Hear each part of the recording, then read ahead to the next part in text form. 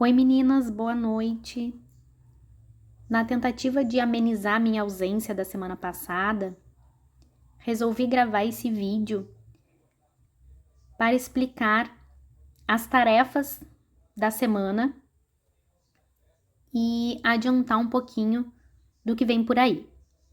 Então, pensando no nosso componente, a primeira discussão que tivemos foi com relação à língua nas manifestações oral e escrita, justamente para pensarmos na redação acadêmica, trazendo a língua como um sistema, mas também a língua em funcionamento. Lembrando que nesse funcionamento trazemos as questões contextuais. E no letramento acadêmico, que é o nosso foco, pensamos então na utilização da norma culta, ou seja, da língua portuguesa associada às suas regras e ao texto, atendendo à utilização dessas regras de acordo com a norma culta. Seguindo as reflexões, pensamos então na produção textual da universidade,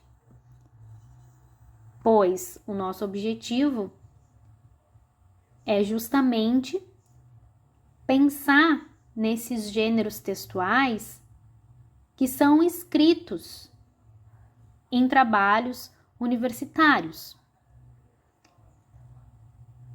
Nesse momento eu trouxe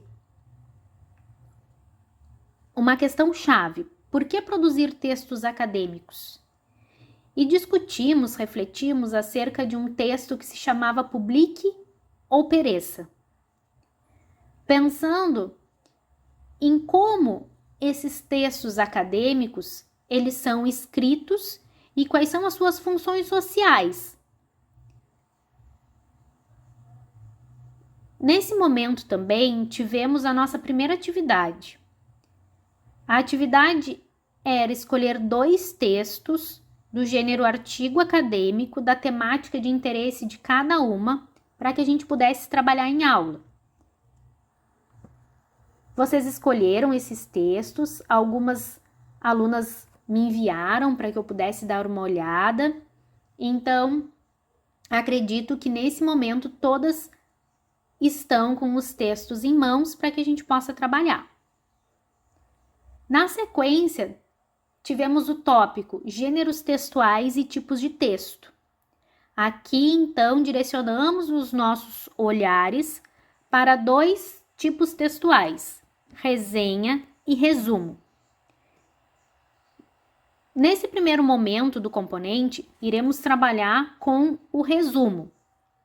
Então, tivemos uma tarefa para casa para que vocês identificassem nesse texto 1 o objeto de análise de vocês, a forma de escrita, a estrutura, a composição e o estilo do gênero.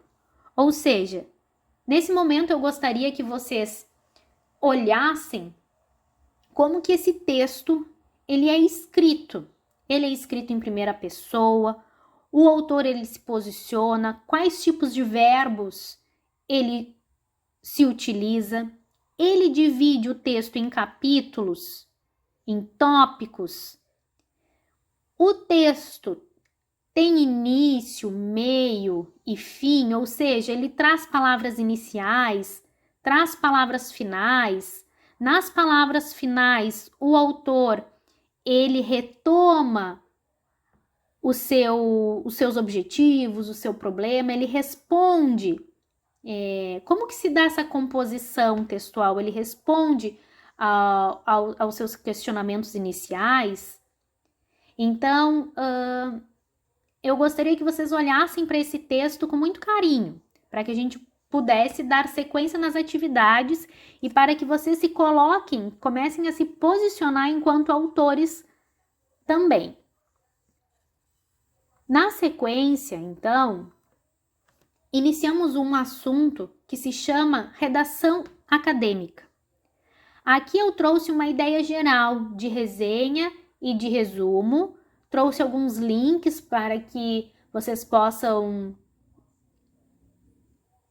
estudar um pouco mais, para que vocês possam fazer pesquisas, se acharem necessário, porque algumas alunas já têm uma certa intimidade com essa escrita acadêmica, né?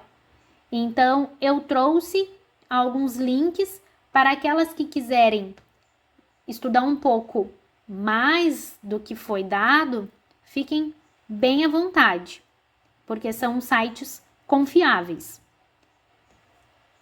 E na semana passada, então, tivemos essa tarefa. Peço que vocês me enviem pelo Moodle para que eu possa ir dando feedback para vocês e a gente consiga ter uma sequência, um andamento nas nossas atividades. E na aula dessa semana, então, eu trouxe da obra do Platão e Fiorin, para entender o texto, leitura e redação, o capítulo que eles escrevem sobre o resumo. Os autores apontam que o resumo é uma condensação fiel das ideias ou dos fatos contidos no texto. Resumir para eles um texto significa reduzi-lo ao seu esqueleto essencial sem perder de vista 3 elementos. O elemento 1, cada uma das partes essenciais do texto. O elemento 2, a progressão em que essas partes se sucedem. E o elemento 3, a correlação que o texto estabelece entre cada uma dessas partes. Ou seja, segundo os autores, o resumo, ele não é simplesmente um amontoado de frases.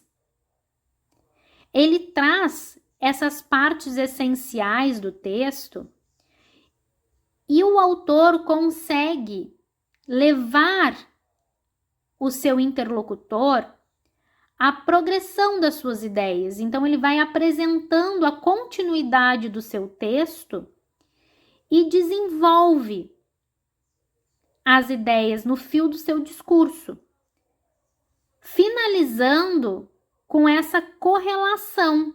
Então, as suas palavras finais retomam os seus objetivos, retomam o seu problema. Ele faz uma correlação das ideias anteriormente dadas para o seu fechamento textual.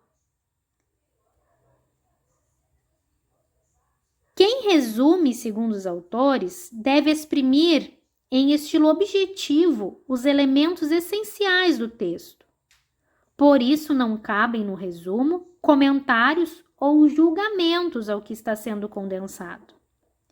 Muitas pessoas, segundo os autores, julgam que resumir é reproduzir frases ou partes de frases do texto original, construindo uma espécie de colagem. Essa colagem de fragmentos do texto original não é um resumo. Resumir, para os autores, é apresentar com as próprias palavras os pontos relevantes de um texto. A reprodução de frases do texto atesta que ele não foi compreendido.